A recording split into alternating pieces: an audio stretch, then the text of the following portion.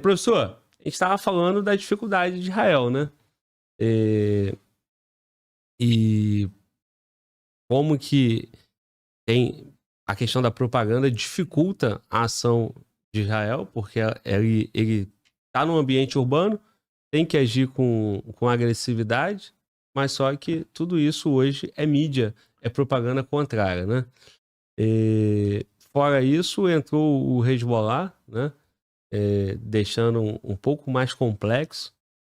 E lá atrás, no início, no meio do nosso papo ali, eu falava de como a China estava atuando, aí o senhor falou, não, a China ela está dando condições econômicas, né? Então, Isso, dando condições econômicas, comprando exatamente. energia, petróleo e tal, eu tô, de uma certa forma, indiretamente, dando condições, financiando para que o conflito se mantenha. O conflito se mantendo, eu tô com a atenção dividida e pode ser o momento para eu ir e consumar meu objetivo em Taiwan. Por favor, professor. Eu acho que é isso que vai acontecer, né? Na minha avaliação, a China vai continuar apoiando esses dois conflitos, tanto a questão da Rússia com a Ucrânia. A China agora tem essa parceria com a Rússia, que é importantíssima para ela, e a questão do Irã, né? Como eu falei, tanto o Irã como a Rússia são os grandes fornecedores da China de petróleo. A China precisa. Aliás, eu tinha comentado sobre isso também com vocês. A questão da importância dos elementos básicos, né? Alimentos, energia, água, etc. E a China, ela é o maior importador de petróleo do mundo, né, Glauber? Então, esse é um ponto importante. E a Rússia fornece petróleo para a China, o Irã fornece petróleo para a China. Essa é a questão. Mas você falou numa coisa que eu acho muito importante, que é essa questão da comunicação estratégica, né? Você vê como é que é a força da comunicação, né?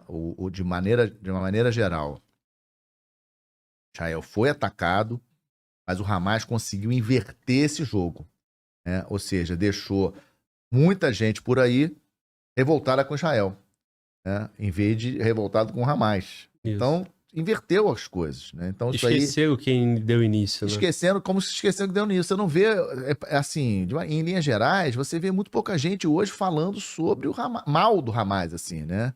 Você só vê gente falando mal de Israel, em linhas gerais, e eu acho que isso aí é péssimo, né? Porque dá até, digamos assim, um mau exemplo para grupos radicais como o Hamas em outros lugares, né? Outros grupos como o Hamas. Então, acho que isso é uma questão também que a gente tem que levar isso em consideração. Eu acho que sim, o conflito de Israel ali contra o Hamas, ele tem várias lições, né? E uma delas até a gente comentou antes do bloco do intervalo, a questão dos Houthis. Impressionante. Você tem um grupo daquele num ponto focal da navegação global, com aquele estreito ali do Bab el-Mandeb, né? Que fica ali na frente do Iêmen ali, do outro lado tem Djibouti, Mar Vermelho, e um grupo daqueles ali apoiado pelo Irã, recebendo apoio do Irã, e marinha americana, marinha francesa, marinha de vários países ali da OTAN tentando, né, defender os navios mercantes que estão passando por ali e não estão conseguindo efetivamente parar os Houthis, né? É algo realmente inacreditável. Acho até que isso pode, eventualmente, e aí isso pode ser uma ação do Trump, caso ele seja eleito, isso aí é algo que eu vislumbro até possível, ele determinar um ataque maciço contra os Houthis. Isso é uma postura que eu acho que o Trump pode vir a ter diferente do governo Biden. Ou seja, porque a gente não está vendo um ataque maciço dos Estados Unidos contra as posições dos Houthis internas. Eles já fizeram alguns ataques pontuais com o Reino Unido, ataques aéreos, mas você não está vendo grandes ataques. Nesse final de semana tivemos a retaliação de Israel, que foi atacado, como eu comentei, né? Teve aquele drone que atacou Tel Aviv, lançado pelos Houthis, e Israel contra-atacou no porto de Hodeida, que inclusive eu comentei que pegando fogo, etc. Eu acho que um Trump eleito, uma das medidas que ele pode tomar para acelerar o término desse conflito é fazer um grande ataque contra os Houthis. Eu não vejo os Estados Unidos fazendo um ataque diretamente contra o Irã, como eu comentei, né? O Irã é outro problema, né? Bem mais complicado. Eu falo também muito isso, o Irã não é um país qualquer, o Irã tem mais de 80 milhões de habitantes, né? O Irã, veio da civilização persa, né? Não é qualquer país, né? Então eles têm uma estrutura de país. A parte de relevo do Irã também é muito complexa, porque tem muitas montanhas, então para você fazer um ataque militar, né? Um ataque aéreo contra o Irã não é simples. O Irã tem indústria de defesa. Então, mas eu acho que o Trump, caso eleito, uma das coisas que ele pode efetivamente fazer é um ataque maciço contra os Houthis.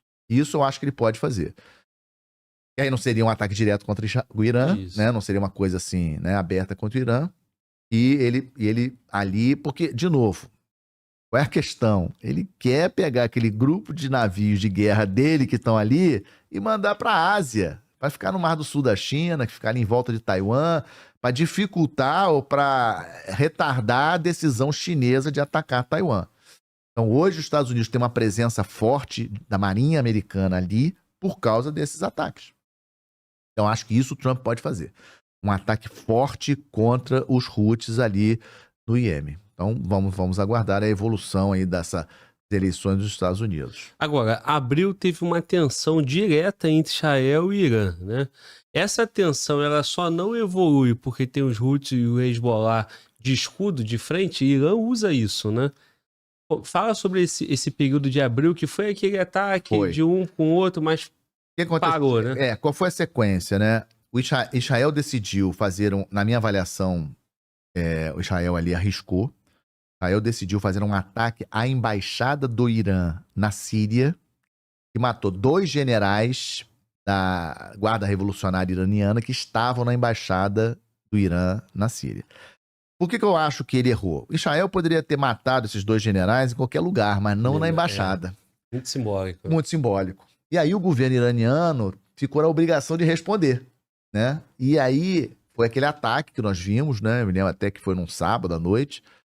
O Irã, ele avisou os Estados Unidos pela Suíça, porque os Estados Unidos não têm embaixada no Irã, eles não têm relações diplomáticas formais.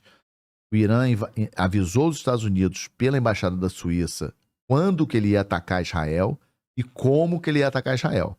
Isso aí possibilitou que os Estados Unidos combinassem com a Arábia Saudita, com a Jordânia, com o Reino Unido, para ter aviões no ar na hora do ataque. Esses aviões conseguiram interceptar vários dos drones lançados pelo Irã. O sistema de defesa aérea de Israel também. Mas, Glauber, foram 300 mísseis e drones lançados pelo Irã. 300, não foi 30 nem 3. 300 mísseis e drones. Por que eu estou chamando a atenção disso? Porque poderíamos ter tido ali um desastre, né? Ou seja, nós poderíamos ter visto ali uma coisa... Se um míssil desse cai num lugar errado, mata muita gente no Israel, a gente poderia ter tido ali um conflito realmente de grandes proporções entre Israel e Irã. Mas essa não era a ideia. O Irã queria só dar uma resposta para o seu público interno. Olha, ele atacou minha embaixada, mas eu agora ataquei ele. Só para limpar a honra. E aí lembra que eu comentei com você no bloco anterior, que tem um grupo de ministros radicais dentro do governo de Israel que ficaram pressionando o Netanyahu para Netanyahu também retalhar diretamente contra o Irã. E aí, alguns dias depois, Israel fez um ataque pontual, muito pontual, numa cidade chamada Isfahan, que é uma das cidades que tem parte do programa nuclear iraniano, né? Mas eles atacaram um radar, um grande radar lá iraniano naquela cidade, só. Então foi um ataque pequenininho, também para Israel, muita pressão internacional, Estados Unidos, Europa, pressionando para que não escalasse. Então, é o que eu falo. Essa guerra ali naquela região vai continuar sendo uma guerra pelos outros. Hezbollah, Houthi, né? Mas não diretamente entre Irã e Israel ou Irã e Estados Unidos. Exceto por uma coisa, a arma nuclear. Israel já tem arma nuclear, mas o Irã não tem, mas quer ter. E está desenvolvendo. Lógico que eles dizem que não, mas todas as informações que nós temos é que o Irã está efetivamente desenvolvendo sua arma nuclear. E isso aí é uma bandeira vermelha. Se o Irã vier a desenvolver a arma nuclear, tanto Israel como os Estados Unidos já afirmaram que vão agir. Então essa é uma questão preocupa muito ali naquela região. Como eu falei com você também anteriormente, o Massoud Pezeshkian, que vai assumir a presidência do Irã na semana que vem, é um cara mais moderado.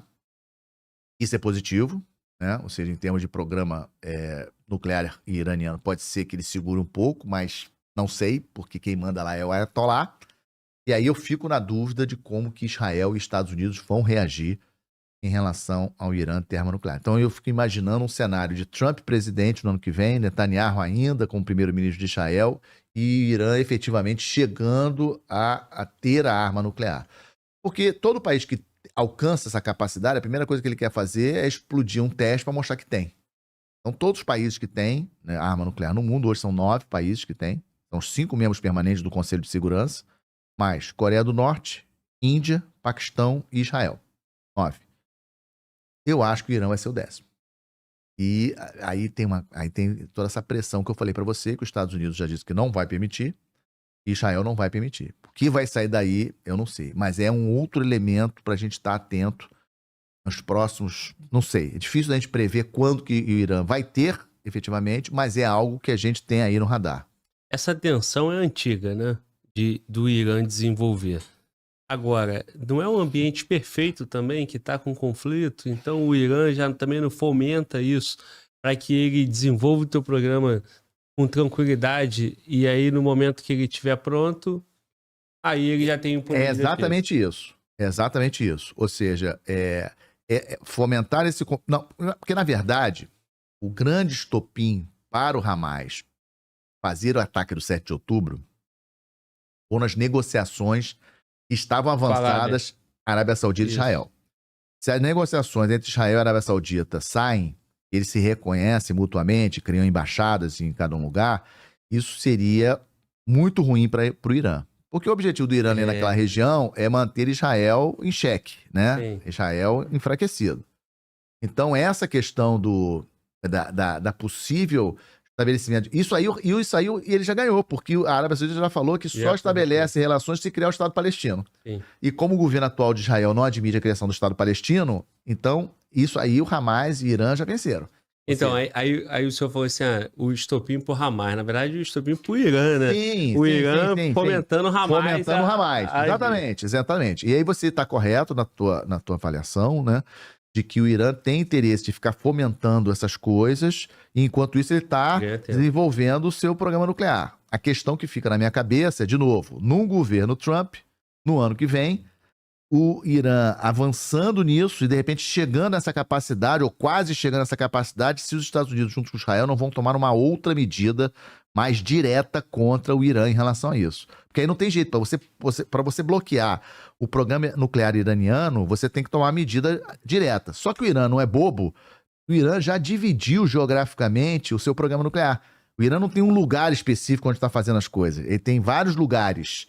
Então, até para você fazer um ataque contra isso é complicado, né? Então, isso é algo que, tipo assim, que nem aquele negócio dos próximos capítulos do filme, esse é um evento, é um cenário que os analistas internacionais estão acompanhando bastante. Isso é um cenário preocupante. Professor, só para contextualizar essa informação dos 9 países, né, que tem esse poder nuclear. Aí o senhor citou os 5, né? 5 membros permanentes, Estados Unidos, Rússia, China, Reino Unido e França. 5 membros permanentes, mais aí, os 4. Os 4, como é que foi isso aí? Foi depois de 48? Como é que... Não, foi. Assim, primeiro foram os 5, né? Sim. Ou seja, os Estados Unidos lançou as suas armas nucleares, como a gente viu na Segunda Guerra Mundial, no Japão, em 45, em agosto de 45. Logicamente, a União Soviética correu atrás, foi o segundo país a testar arma nuclear com êxito. Depois tivemos, na sequência, Reino Unido, França e China. Aí fecharam... Aí fecharam. Aí, tratado de não proliferação de armas nucleares em 68, ninguém pode ter mais. Ou seja, os bonitões podem ter e ninguém pode ter mais. Coloca os dois ali no Conselho de Defesa. São os 5, Conselho de Segurança, são 5 membros do Conselho de Segurança da ONU, né? Eles têm armas nucleares, ninguém pode ter mais. Só que aí é que eu volto a falar da Índia. Lembra que eu comentei contigo que o grande problema da Índia é a China, né? China e Índia entraram em conflito em 62, nas fronteiras lá no Himalaia. China e Índia. Quando a China desenvolveu sua arma nuclear, a Índia decidiu também que tinha que ter arma nuclear. E aí a Índia correu atrás. E aí ela obteve a arma nuclear. Só que lembra que eu falei também pra você quem era o outro inimigo da Índia? Paquistão. Aí o Paquistão, vendo a Índia ter arma nuclear, desenvolveu a arma nuclear. E o último foi a Coreia do Norte. Por quê? Porque a Coreia do Norte, na minha avaliação, talvez seja a maior ditadura do planeta. né? A gente não sabe o que acontece na Coreia do Norte, Kim Jong-un, a gente não sabe. Muito fechado, né?